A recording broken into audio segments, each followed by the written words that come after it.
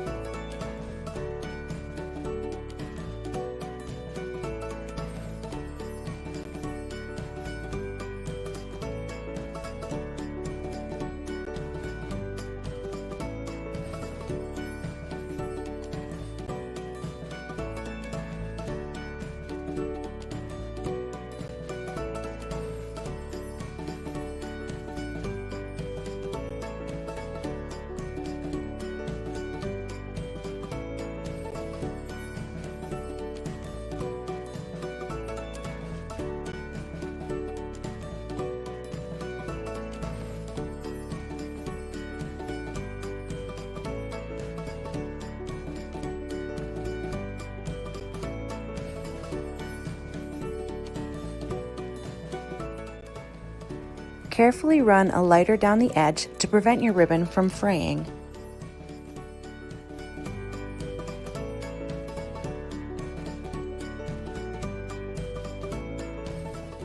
And that's it. I hope you have a very fun St. Patrick's Day. Be sure to tune in to more of my craft and baking tutorials right here on Jump Rope.